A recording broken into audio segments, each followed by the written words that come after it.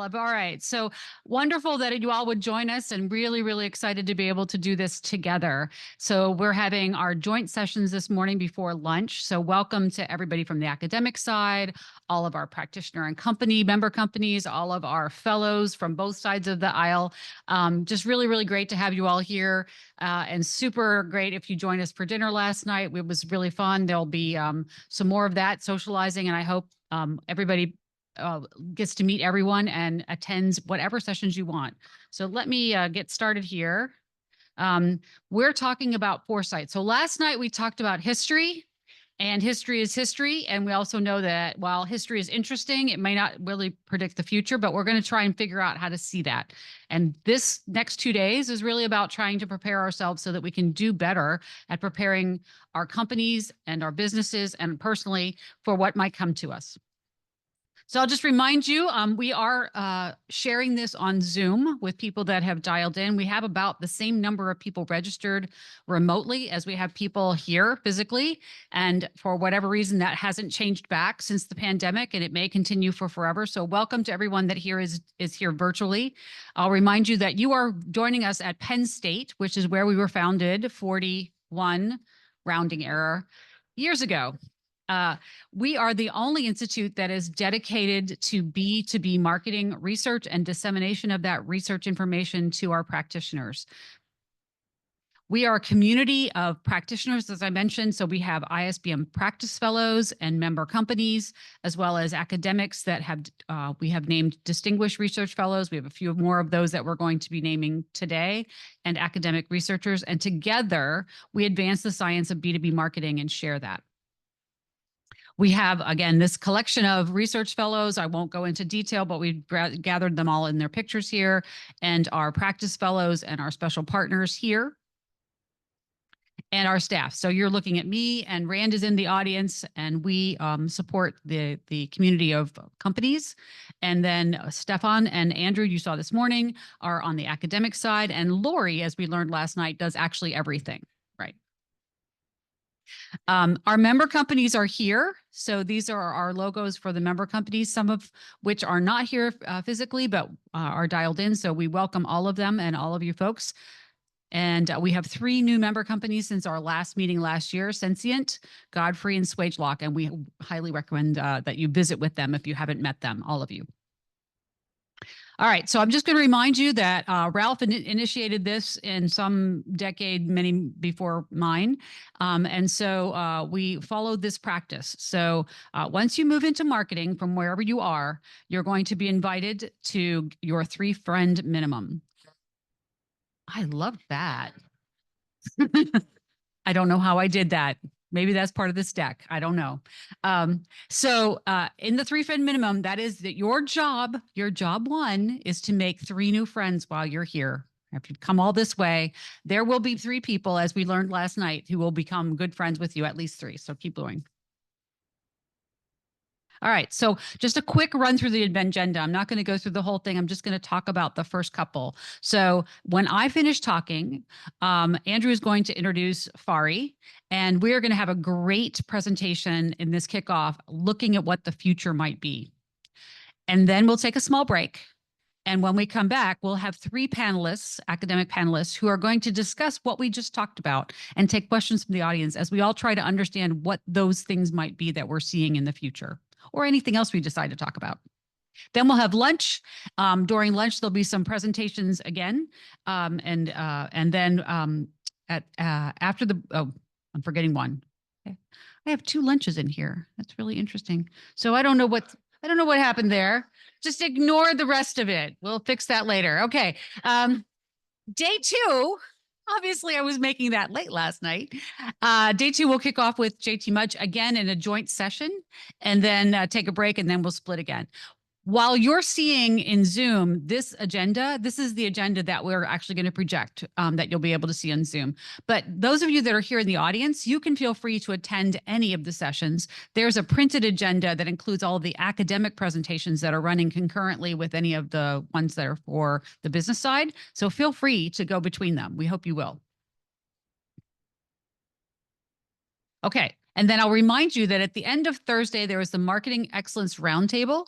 And if you'd like to join that and you hadn't let us know, because we will make sure you have a space at the table, let me know and we'll add you to that. We're going to be talking about AI readiness. We're going to be talking about our updated curricula, our work that we've been doing with Propolis, and any other information around that.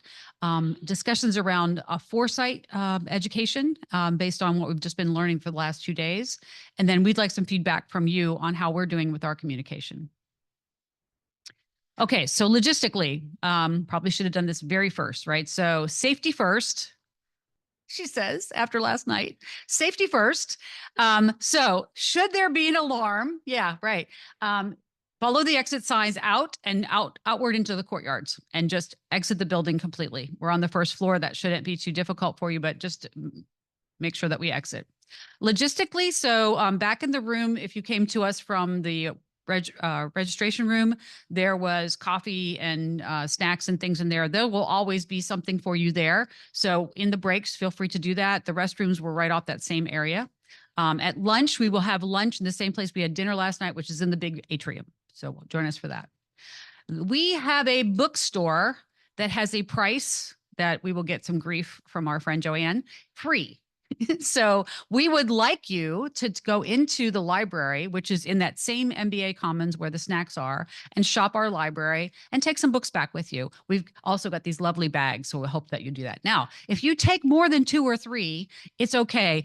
Give us your stack. We'll ship them to you. We understand you might not want to fly with all those books, but do go and shop our library. We would love for you to take those books. See what a benefit it is to be here in person for all of you that are online. We typically have 15 to 30-minute breaks between sessions, so work on your 3-friend minimums. Some of our speakers might hold questions to the end, but we'll tell you that at every session. If there's anything you need, feel free to look for me or Lori and let us know. And then on Zoom. So if you're on Zoom, we're going to be taking questions all the time that we're presenting. We may not present them to the presenter right away. So do type your questions as you think of them right into the chat window, and I'll keep an eye on those. Please stay muted and please stay off the video, just because we're not going to be able to show that or see that here anyway. And once we are taking your question, if we have any follow-up, we'll make sure that we ask you to speak to your question. If you have any questions, please type in the chat window as well. We'll take those and answer them. Always a question of, so can I see these later? The answer will be yes. For everything that we're sending through the Zoom links, those will be recorded and available in a few days afterward. And of course, if you go to B2B Pulse, you can see everything we've ever recorded. If you do that now, that'll be distracting, but go ahead and watch other things if you'd like while we're doing this. Many of us can multitask. It's fine. Go shopping. Okay. So if you need anything, Lori is the best person to contact. You can also text to Lynn, who's going to be sitting in here, and those are our phone numbers. You can take a screenshot if you need that. And then I'm done. I'm going to pass it to you. Thank you. So let me quickly.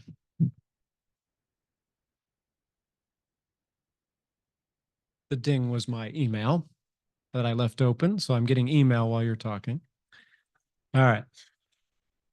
Yes, it was a strategic email. It's not, I didn't send it to myself to do that. So let's see. All right, we'll do that. We'll bring up.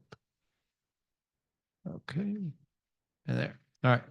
So it's my pleasure to introduce one of our colleagues here at Penn State, Dr. Fari Ghadar.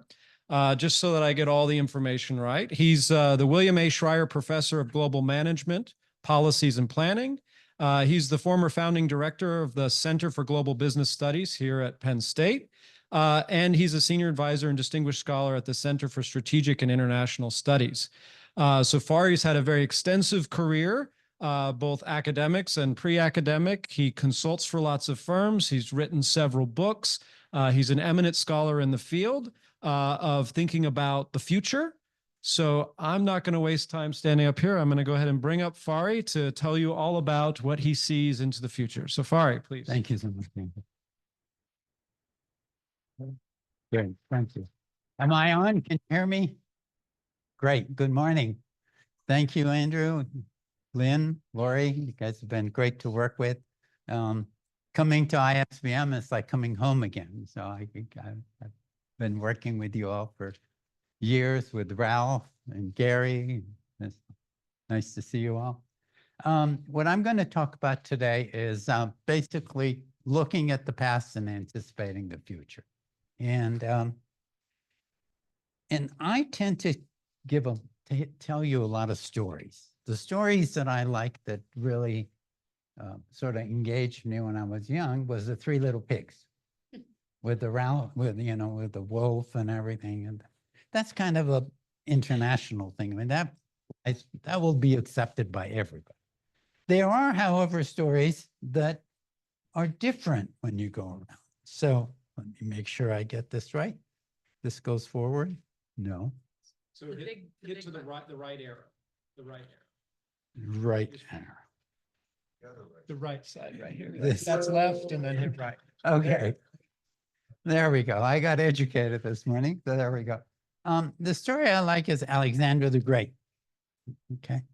And when I was very young, 4th, 5th grade, my parents used to send me to the American school system during the academic year, and I would have to go through the Persian school system during the summer and take the whole courses over again.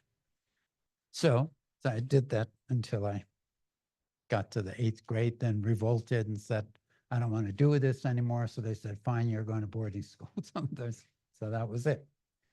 But in 4th grade, I wrote a paper called Alexander the Great for my American school system.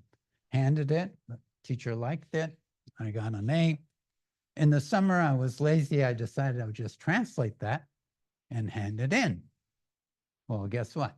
I got called in by a teacher, gave me an F, and said, what the hell is this? There is no Alexander the Great. There's Alexander the Terrible. He burned libraries all over the place, killed a whole bunch of people, raped and pillaged the whole thing. What are you talking about? So I changed my paper and I wrote Alexander of Macedonia. That was a lesson learned. Okay. Lesson learned 2 ways. One, I decided I don't want to do history and I don't want to do French literature. I'm going to do math. So I did a lot of work in the sciences, ended up at MIT. And MIT, if you're from MIT, you know that everybody at MIT is a nerd. But a nerd among the nerds is called a tool. Unfortunately, that's not a glamorous thing. Unfortunately, I was a tool. So I worked with a bunch of people. One of the things that I got really excited about, and now I have to see whether old people learn tricks. And they don't. On the circle, push the arrow to the right. Yeah. There we go. One of the things I got very excited about is the new chips that were coming in. Motorola had a chip and 64K, then it was a 128K. I mean, at this stage, you know, you're saying, what are you talking about? You know, but that was a big deal. And so we had decided, me and a couple of other friends decided we're going to get into the, at the time, microcomputer industry. So we did that. And we needed some startup money. So I went to my mom and I said, listen, Mom, this is it. This is the future. Would you give me $10,000 to invest in it? And Mom's background, she worked with IBM. She had the mandate to do the Iranian First Census Bureau, working with all sorts of IBM 360s, et cetera. So I thought that would be the right person to ask. Of course, Mom looked at it and says, what the hell is this? We don't want anything to do with that. What does it do? I said, well, it plays ping pong with itself. Pong. Needless to say, Mom never gave me the $10,000. Now, it's interesting, when she got really old, she admitted that she should have done it, but she didn't. Anyway, what happened in that industry, like many other industries, the product life cycles accelerated very rapidly. Things that would take 15, 20 years became 5 years and 3 years, 2 years. The acceleration of the product life cycle caused many companies to assess if they come up with a new technology, they got to put it in the global marketplace at a reasonable price. And if they can't do all of that themselves, they need to form alliances to do what? So all of a sudden, alliances in the corporation, outside of the corporation, internationally, domestically, B2B became also what? Internal and external. So we never got the flying car, but we did all get what? Cell phones and PCs, et cetera. Now, not all industries accelerated quickly. I'm going to come back to that later. One of the other stories was in the 70s, there was Professor Watson, who was at MIT, and he had just written a book called The Double Helix. It's a very big deal, got the Nobel Prize, et cetera. And he wanted a bunch of tools to work with him. So he invited a bunch of us I had a biology and an engineering degree, and other people came over. He described the double helix and said, look, this is the future. It's going to change everything. And so we looked at it, and during the break, we talked to each other, and we said at the rate that he's deciphering the DNA, it will take 500 years to decipher. So I didn't learn from my lecture to Mom. It didn't take 500 years. In fact, within 2 years, the British, the Scot deciphered what?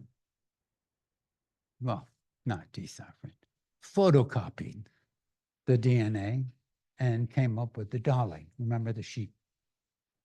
Within another 7 years, they deciphered the whole DNA at over $100 million. And now, of course, you can do it for $100 with 23andMe. Okay. However, even the slow one accelerated very quickly. So what is the ramification of that from a global perspective?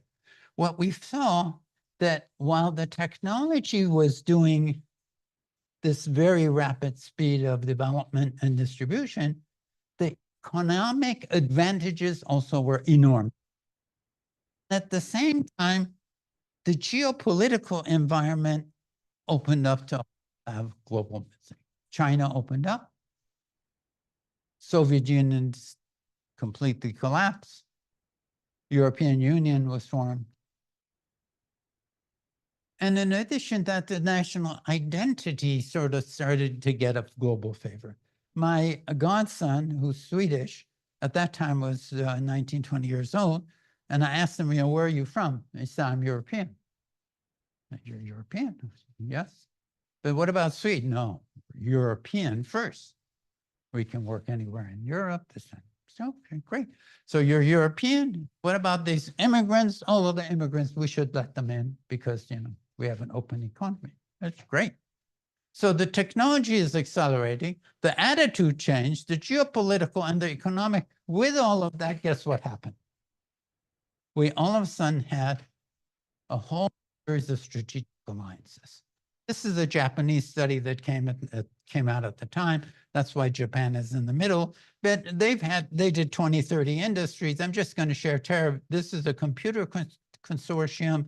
This is the Computer Technical Association. Some of the companies formed alliances, but did it too quickly, and government regulations around the world didn't allow them. This is alliances in 1995 in the telecom industry. About $1 trillion was spent to put this all together, but it was too premature. It took another decade to do. Some other industries and national security issues. And you really didn't want to share your technology with the Russians. So what happened is you form alliances with your friends. Here is the Lockheed Martin Aero F-35 alliances. This is the most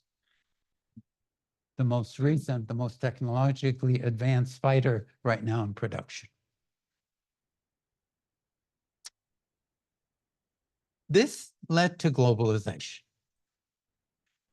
During the decade of globalization, a whole bunch of things happened. Poverty rates declined, quality and access of healthcare increased, goods and services became more and more standard and accessible. GDP doubled between 1980 and 2000, more than tripled by 2015, that's global GDP. And from 2000 to 2007, per capita income grew at the fastest rate in history. Now, not everybody benefited from it. If you're in the coal industry in West Virginia, you probably didn't. But in aggregate, just about everybody benefited from it. Your house size became 60% higher. Everybody had a car, and some of you had 2 cars, and everybody had a cell phone, and your health improved. So I'm going to share you some statistics on that line. Okay.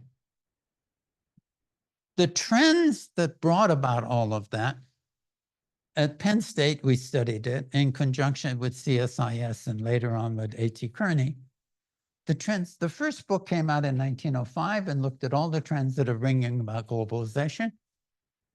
We duplicated that in 2018, and to our surprise, the trends had not changed substantially. So the trends have not changed, but what we missed was the implication of the trends. I'm going to come back to that in a little bit. So here are the benefits that occurred. Global economic integration increased dramatically after 1990. Grew from 40% of global GDP in 1990 to 57% of global GDP in 2015. That's a massive change, okay? Stock of foreign direct investment went crazy, increased from roughly 10% of GDP to 34% of global GDP. We really got integrated around the world. Per capita GDP, which was anemic at 1 to 2%, in the 1990s became 5%. Volume of world trade and industrial production, you can see. So this is volume now, that's not dollar amount. Went up 30%. Share of population in extreme poverty globally decreased from over 30%, closer to 40%, all the way down to 10%. A lot of it was due to China, but the number of people in extreme poverty declined. Look at life expectancy. For 3 centuries, it hardly changed. But after 1950, it increased dramatically, and the average lifespan went from 30-something to 70. We don't appreciate the massive economic advantage, health advantage that globalization brought about. But not everybody benefited the same amount. Now, everybody benefited, so this is the GDP incremental growth in the decade from 2007 to 2017. The US grew by about 5 trillion, Europe by about 4.5 trillion, Japan 1 trillion. But then if you compare it, you see that the US, Europe, and India roughly grew the same amount.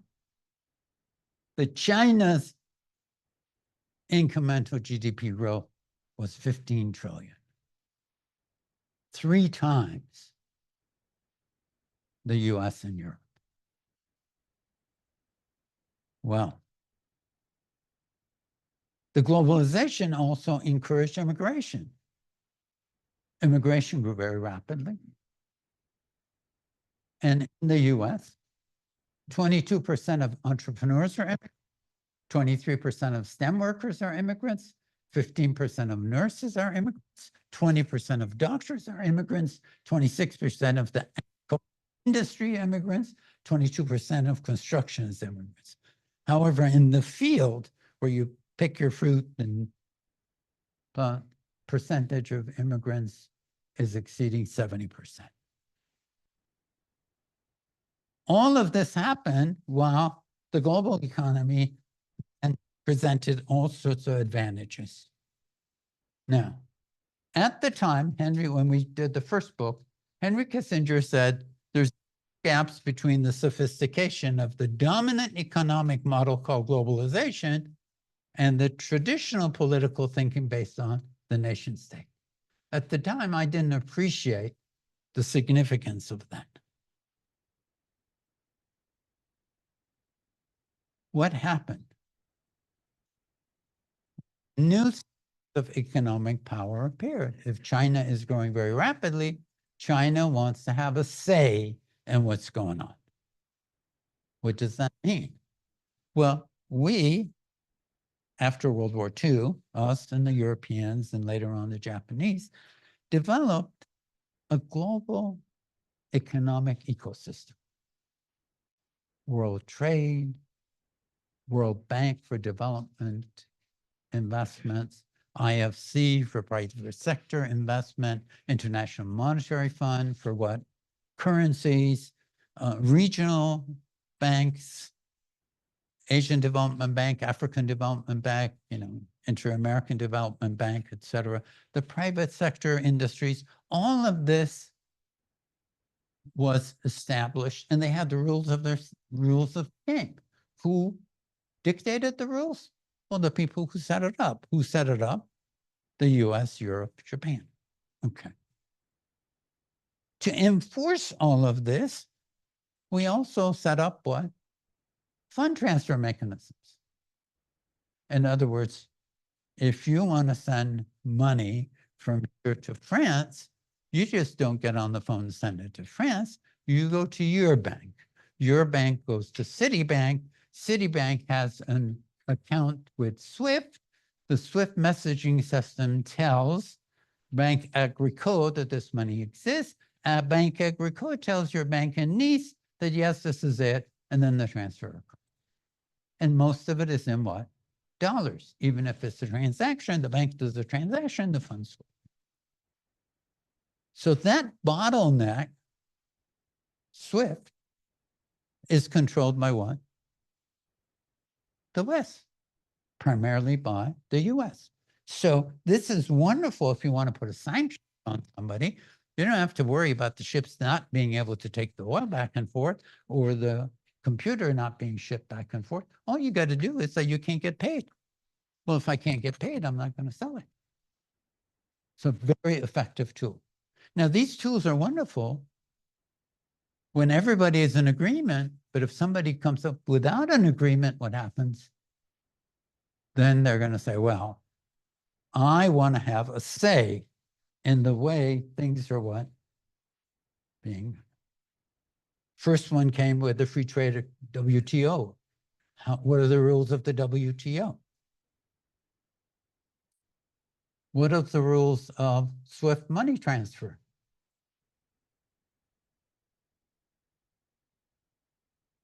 Why can't I make a decision on where the World Bank makes investments in Africa?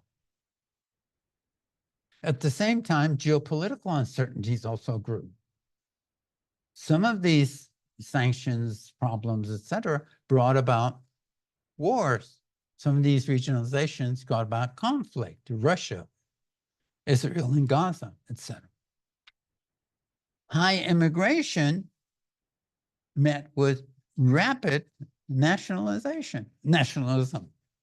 Okay, so what does that mean? Immigration is kind of an interesting thing. When immigrants are 3, 4, 5% of the population, they're cute. I like their hair, their eyes look nice, isn't that right? I love the way she dresses. I love the way he combs his hair. Done. 3, 4% is, by the time it comes to 6, 7, 8%, then we start saying, what are these guys doing here? Okay. I don't like the smell of their food.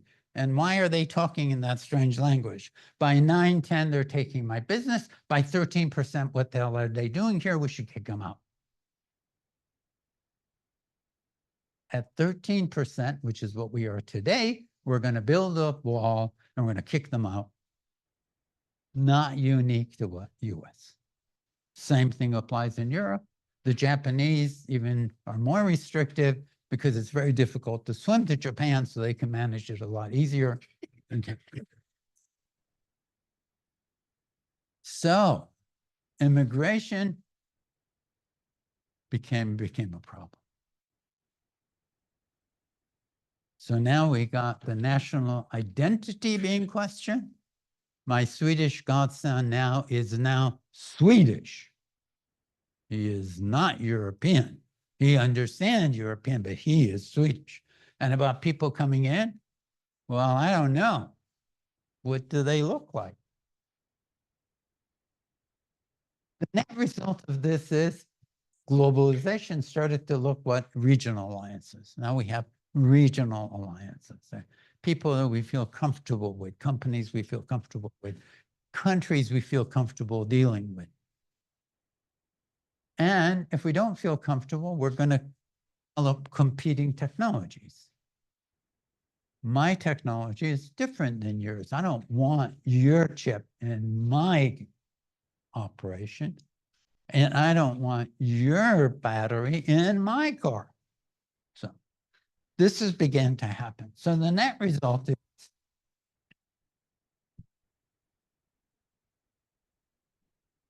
the biggest company, the biggest country started to do what? Started to make its own decisions. The first one became state-owned enterprises in China. It grew enormously, exploded after 2008. They started buying ports all over the place.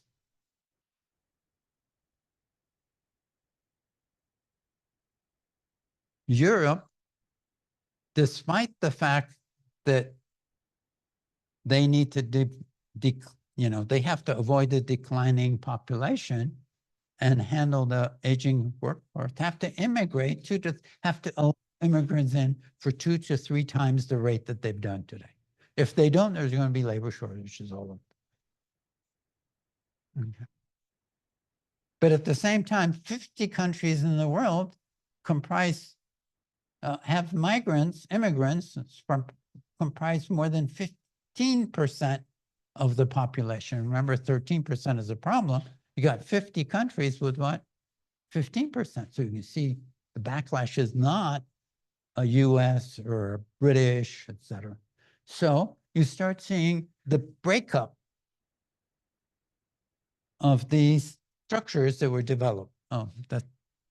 Without immigration, developed countries would be contracted by 126 million people, not dollars.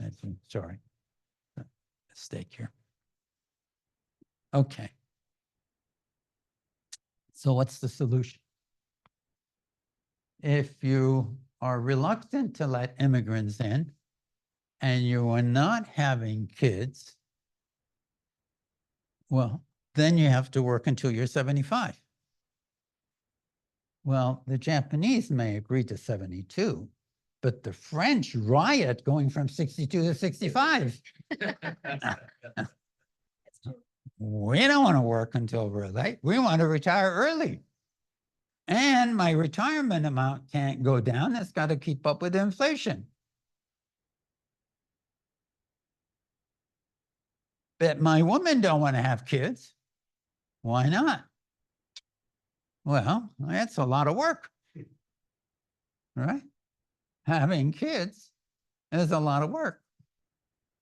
We did in our first study, we did an interesting series of interviews. The story that stuck to me was the interview of a Japanese woman, a young woman. She was working. And we asked her, why aren't you getting married and having kids? And politely, that's not what. She said, well, I'm living at home with my mom and dad. I take care of them, and they give me this nice little room that I live in. And, mom periodically cooks. I got a job. They're giving me pretty good pay. Every summer with my girlfriends, I go to Hawaii, Fiji, Thailand, etc. And why should I get married? If I get married, I have to go to a smaller apartment with a husband that's a male chauvinist pig. That's her quote, not me. Okay, I mean, this is not me. This is, okay. And I now have to take care of his parents. I have to take care of my parents because I'm a single child and he's a single child. And there's a few grandparents that are around as well. Now, you want me to have a child? Are you kidding? What can you say to that? Will she have a child if the government gives her tax breaks? Okay, you're kidding. Right. Now, the situation also somewhat but in Italy, we had a very interesting interview in Italy at the same time. Okay. We asked the young man, why isn't he getting married and having kids? He said, well, look, I can stay with mom until I'm 45. She cooks pasta for me. She washes my clothes. She does all sorts of stuff. And all I do is go to work, get my money, go out at night, wonderful time, come back. She doesn't complain what time I come home or anything. Get married. Then I've got somebody about everything I do. And if I have a child, you what? Disastrous. So I'm not having a kid. So let's look at what this means in terms of numbers. This is the aging and lack of population. Look at the top one, Japan and Italy. They're not having kids. Birth rate is around 1.1, 1.2. You need 2.05 to keep the population what? Intact. Everybody's getting old. No kids are being born. So let's look to the future. Trend is one of the trends that never change. They're not having kids. Now, by the way, that's not just Europe and South Korea and Hong Kong and Singapore and Eastern Europe, Southern Europe, etc. Some exception. One exception is Norway. They're having kids. Okay. But it has nothing to do with the weather. Okay. The fact of the matter is that the system is there to what? Help the woman. I mean, she has a child. She or her husband takes a year off to, take care of the child. Her job is guaranteed when she comes back. Of course, Norway can do that because they got all this money in their fund, but not everybody can do that. But with the exception of Norway and a little bit of Finland, etc., all of Europe has a birth rate of what? Way under 2.0. France has a higher one, it's 1.7. It's the Catholicism that's really, really more prominent there. But Italy is Catholic, it's Catholic, but I don't forget it, I'm not having kids at all. So it's not even religious to a certain extent. It's just that having kids in this environment is tough. And now we see coastal China. The birth rate is now under 1. That's even worse than what? Japan. But it's coastal China, not interior China. So if you look at that, all of a sudden you see this situation becoming, what are we going to do about it? This is not going to go away. Well, if you're an engineer, you can say robotics are going to come and everything's going to take care of it. Well, we're not quite there yet. We're getting there. But anyway, do you really want robots to take care of your child? I mean, maybe Rosie will, remember Rosie from Jetsons? Rosie may appear and help us out, but Rosie's not going to occur right away.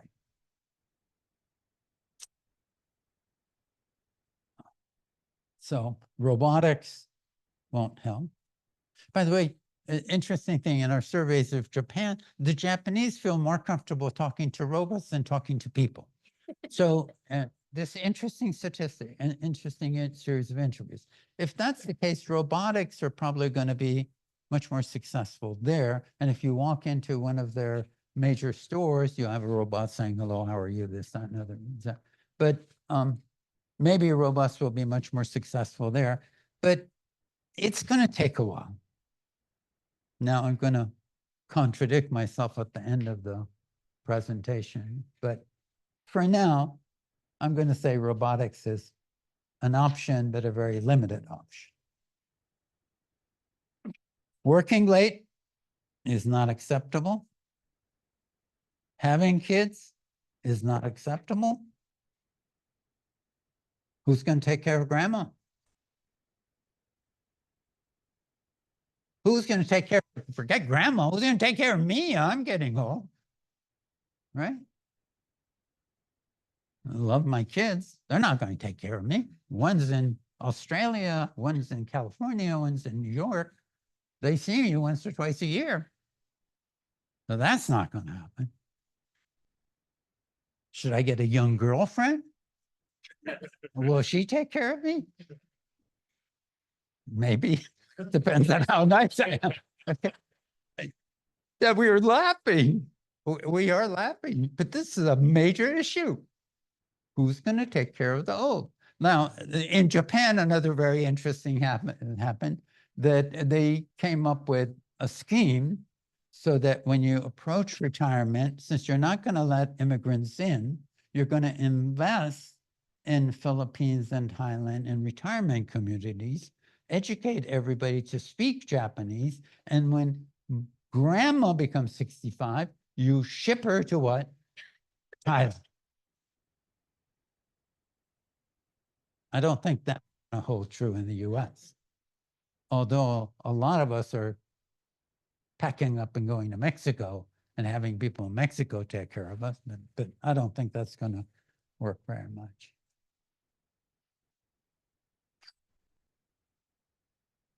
Allianz, do we have anybody from Allianz here? Insurance company? Allianz looked at the Japanese model and decided this might be something that they can sell in France. And the survey basically said, no, this is just not going to work. A few years ago, if you remember, there was a heat wave that went through Paris and thousands of grandmas and grandpas died. Okay, there's no way to. And Figaro, which is one of the major French newspapers, contacted, and I can't remember her name, let's say Danielle, who was in Côte d'Ivoire, and basically said, you know, your grandma died, why don't you come and take care of her? And the response was, put her on ice, I'll come after my vacation. Now, if you're grandma and you read that on Figaro, what do?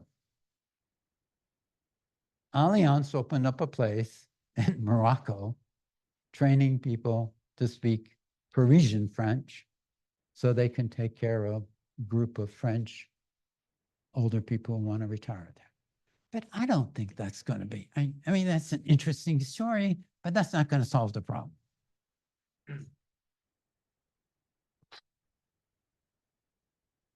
This is going to be with us for a while. We're going to have to come up with some kind of solution. I don't know what. But the end of demographic history is occurring. The looming effects of depopulation, the conundrum of global aging. And in fear of that, and since economic development is more in the city, everybody's coming in the cities. So on one hand, we have this aging population, this lack of workforce, et cetera. On the other hand, we don't want immigrants. And on the third one, we're saying they're all coming into the city because it's easier to work in the cities. Now, I don't have a solution for that. This is the age breakdown, male, female in various countries. I don't have a solution for that because even without immigrants, the population is changing, and with immigrants is changing a lot. So this is in the US. From 210 to 220, the population of the Black and African American increased by 5.6%. The population of Asians went up by 35%. The population of Hispanic and Latino went up by 23%. The white population went down by 9%. How is everybody going to react to that? Well, prevent immigration. Then, of course, somebody's got to do the work. Somebody has to pay for your. And so there's a whole bunch of stories that come out about immigration. This is a study. There's two studies we did. One of them was more superficial, looked at a number of people, prominent people that became immigrants, their path to immigration, how it worked. And basically, general statistics published by the government, that's the one on the left, and it basically argued that in aggregate, immigrants enhance the economy in the US. They're not a drain to the 13% of the population immigrant, 20% of GDP is done by immigrants, which is the aggregate number, okay? Also, despite what we hear in the press, they don't go shoot people and jump on ladies, and this doesn't happen. In fact, as the percentage of immigrants in a community goes up, crime goes down. And the fact that they're not learning English, well, they're learning English slowly and so on. But by the way, that's the same complaint that Ben Franklin had about the Germans that are coming where in Pennsylvania, and they're not learning English. Well, I think the Pennsylvania Dutch don't speak English anymore. They don't speak German anymore. They're probably acclimated. So the fact that these are works to the benefit of our economy is irrelevant. These are not, these are emotional things. The net result of that is we're beginning to not trust each other. This is an Edelman study. It was just recently done in 2024. And it asks regular people and it asks informed people whether you trust your leadership. Something that hurt me, informed public in the US does not trust their leadership. Japan is the same, South Africa is the same. General public, we're not on the list for the top 5, but Japan, South Africa, and United Kingdom is. The thing that's even more disturbing is that China, Indonesia, and India, they trust their governments. This presents a real dilemma politically in the West, and particularly in the UK and Japan and the US. And look at this. This happened in 1990 in the US.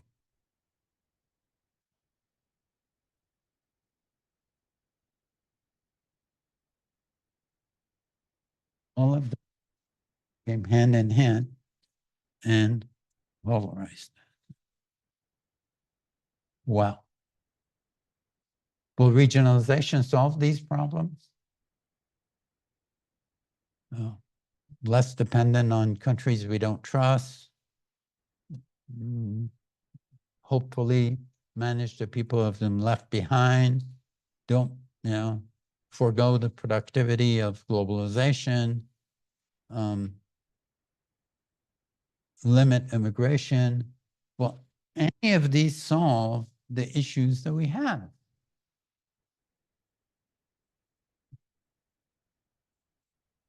I don't think our path is what, and when I say our, I don't really mean only US. Europe falls into this category, Japan to a certain degree. The Western world falls into this. All of this. Now, by the way, this is a colleague of mine sent this to me. He said regionalization is always occurring. Here's regionalization from 1950 to 2000. You can see the countries on a different continent is the green. You see green? Yes, green. And the continents in neighboring, in the same continent, sales and globalization is regional trade has increased. So he argued that this was always the case. And I think that's a good argument, and I'll give him that. But substantial change in the geopolitical economic ecosystem is now taking place. Okay? Now, what do I mean by that? Well, here, I'll give you an example.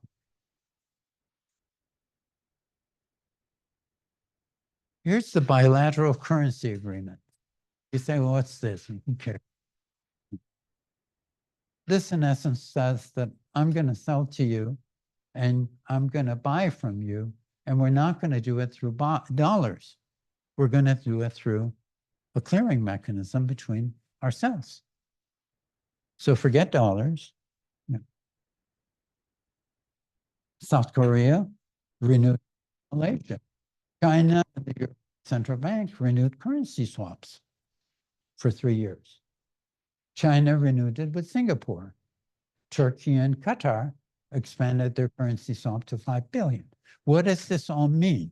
This all means that they're bypassing the global financial system. Now, the global financial system is being bypassed by technology as well.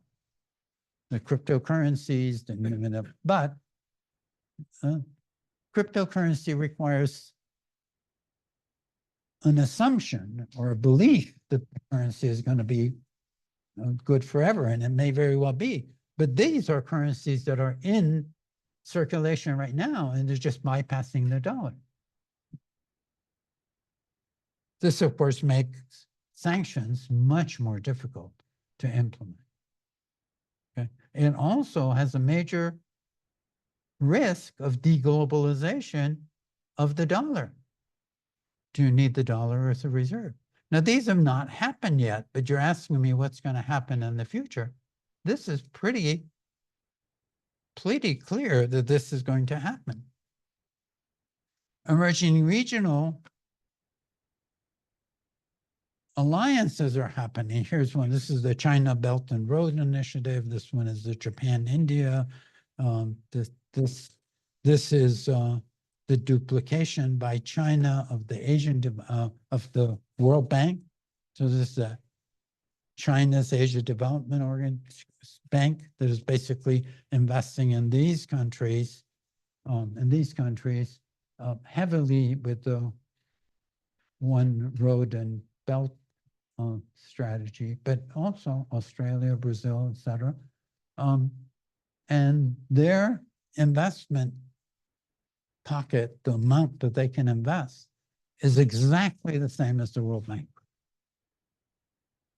Okay.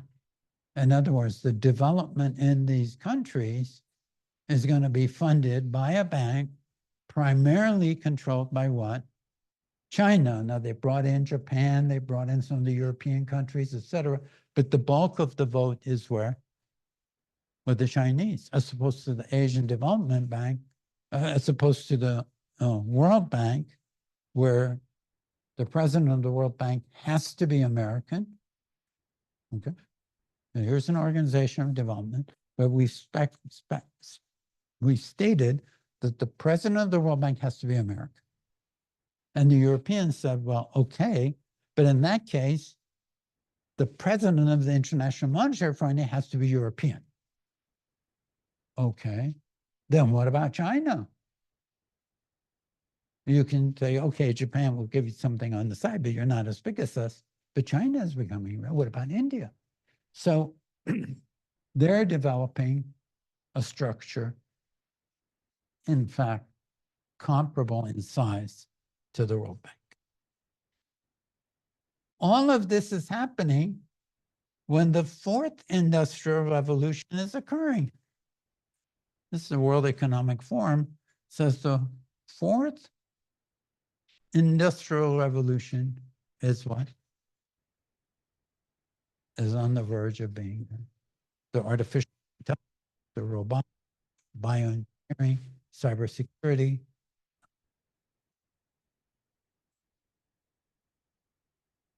Now, this, and I've seen some videos that's just amazing. I wish I could have brought them here and shared it with you, but let me give you some things.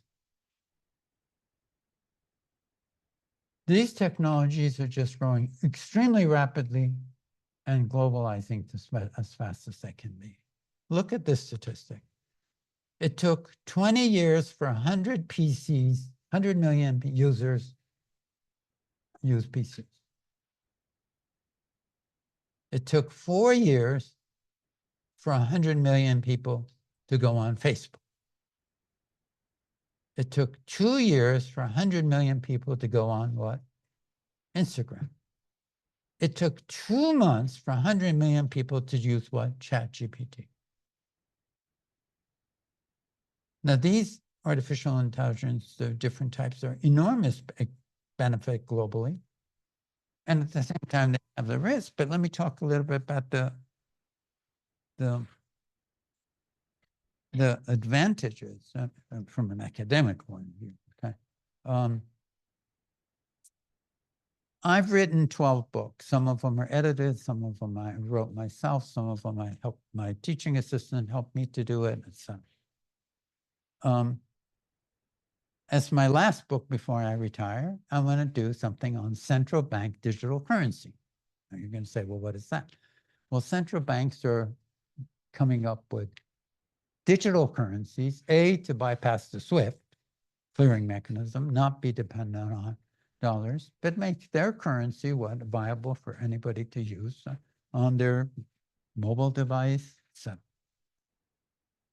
The Chinese are most advanced in that. They can put your Chinese renminbi on what, a cane or an eyeglass or whatever. And they've experimented it both domestically and during the Olympics. I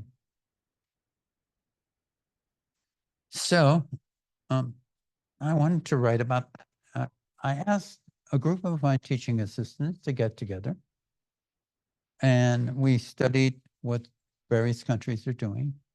And really like my teaching assistants. In fact, one of them is another one is Chinese from Washington, D.C., from one of the universities there. So they read Chinese documents and they provided very, very helpful. And I got this document that was pretty impressive. Now, when Copilot came in, how many people are familiar with Copilot? Okay, so Copilot is another one of the artificial intelligence. It's very easy to use. And by the way, I have no benefit from it, but you can download it on your Apple iPhone. It's free, and you can tell it to do all sorts of stuff, which it will do very well. So just out of curiosity, I asked it to write me a paper on the Chinese central bank digital currency, its activities and an implication to what? Global finance. I got this paper, 4 or 5 pages, better than all my teaching assistants. Okay, so I called my teaching assistants and I said, listen, guys, we're going to have to write a book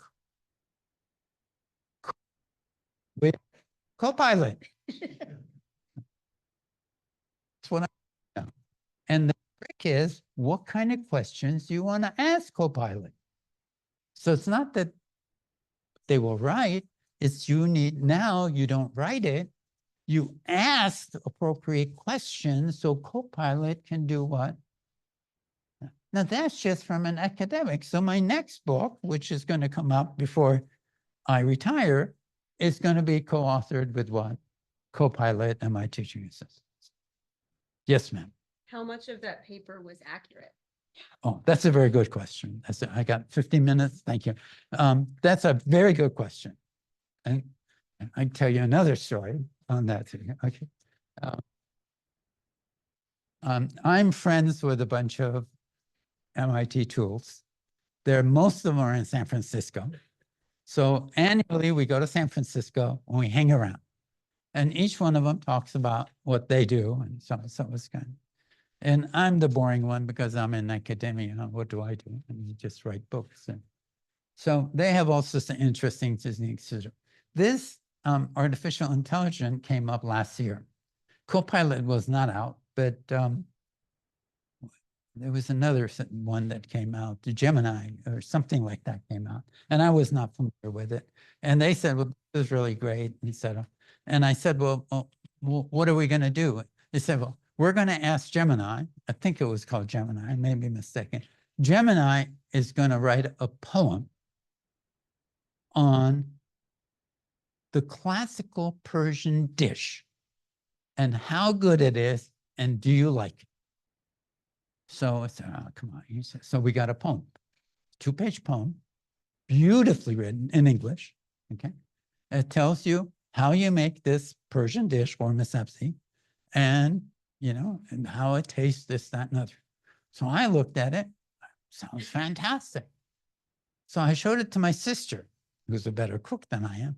She came back and said, well, this is all great, but that spice that they're using, we don't use. I said, really? So to your point, something was wrong. So I asked another friend of mine, what is this? He said, oh, well, you don't use it in Tehran. We use it in Azerbaijan. So what Jim and I had done, if that's the right, had basically done the whole thing and included some of the other things in it. So it's very important. So when we did this Copilot write-up, one of the jobs of the teaching assistants were to verify the source and make sure that it's correct. And in fact, it was correct, but that was what we were worried about. That's very important. And that brings up to you to a very important. Okay, so now I have 15 minutes I got to run. Now, what about AI and robotics? One, I didn't put the video on. This is a new robot. It's recently, within the past 6-7 months, have been. The robot is asked. There's a apple on the table, some dishes on the side, and the robot is asked, "Is there anything here I can eat?" And the robot said, "Yes. Here's an apple." Hands it over to the guy. Then the person talking to the robot takes a bunch of trash, pours it in front of the robot, and puts the thing and said, "Why don't you explain to me why you gave me an apple and at the same time put these trash in the container?" So the robot does this and explain. The only thing on the table was the apple. That was the edible, and I gave it to you. And he said, "Oh, by the way, there's some stuff on the table. Where do you think they should go?" So well, the dishes should go in the rack here, and the glass should be on the rack. Puts it over. Very impressive. This was not pre-programmed. This was not. I was floored. I just, in a way, it's freaky. Not quite the Maid and the Jetson, but pretty close. So, if you get a chance to go and see this, I strongly recommend it.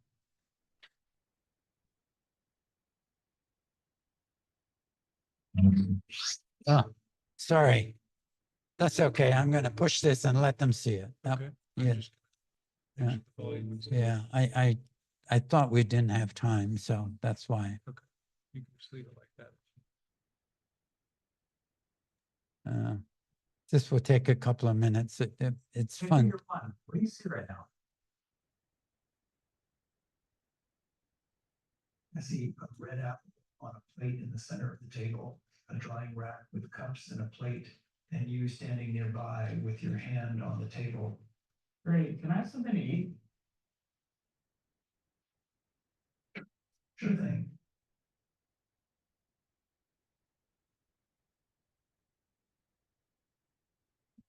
Great. Can you explain why you did what you just did while you pick up this trash?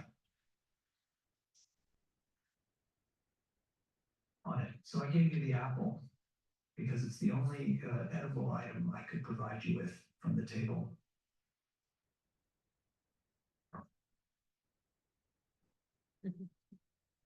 Great. So based on the scene right now, where do you think the dishes in front of you go next?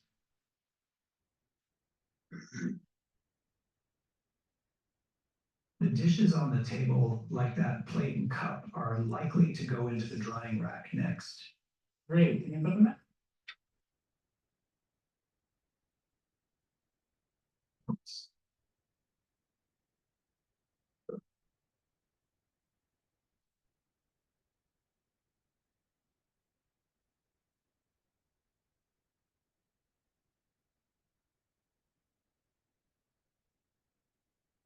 All right, so how do you think you did?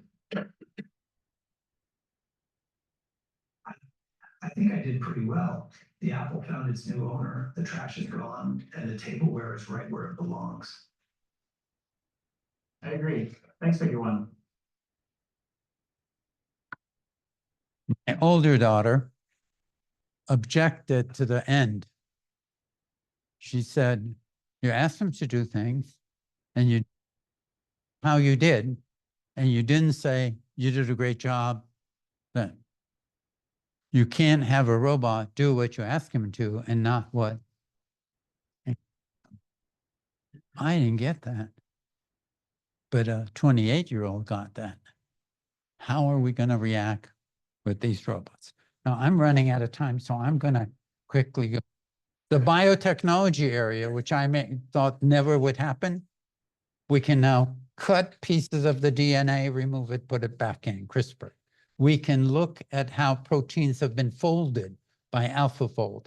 That's very important, and that then we can decide what kind of a protein we can make to attack this cell or that cell. Neuralink, which is Elon Musk's brain thing that bypasses, you basically goes from brain messages exactly to the computer, etc. Now, these are just happening so quickly. Increased automation. At the same time, we've got the loss of identity. We have an increase of national security because of all of this. And we have the ramifications of the misinformation, which is causing us to what? Not trust our leadership. Now, of my favorite author, Tom Friedman from the New York Times, said that what if a bunch of eras are all ending at once? And he said these shocks in the foundational pillars of the global system are unpredictable consequences. Great. So you want me to come and talk about the future, and I'm telling you what? The unpredictable consequences. And I hope I gave you a flavor of what are some of the things that are still there. But I'm going to end with a positive note because, you know, I've seen so many things happen in the US and Europe that everybody complains about. Everybody thinks this is going to happen, that's going to happen, etc. But at the end, it's worked out. One of my friends sent me a note that from 1870 to 1914, a quarter of the global population changed continents. Not just countries, continents. So therefore, we can deal with this immigration issue. We're a nation of immigrants. Canada is more of a nation of immigrants, 23–24% of the population. They've managed to manage it. Singapore does it very well. We will do it. I think we can't pick a fight with China and India. We won't pick a fight. They don't want to pick a fight with us. I'm optimistic that the benefits of globalization is going to come up with us coming up to adapt the system so that they're included in the bigger system, but the ecosystem of globalization will remain. I shared with you all the things that, in my opinion, are out there. But at the end of the day, the US, Europe, we've been pretty good at managing all sorts of changes. And I think we're going to do it. Now, it is going to be challenging, but I'm optimistic that the immigration will work itself out.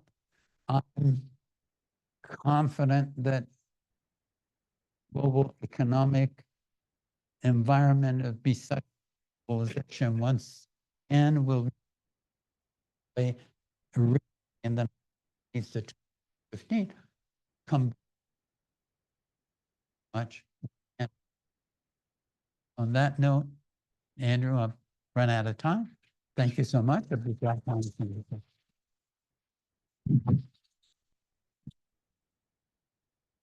So we have time if there's one or two questions that you want to ask Fari before we wrap up. If so, I'll run the mic up to wherever you are. Any questions? This is, we're recording on the mics. Oh, okay.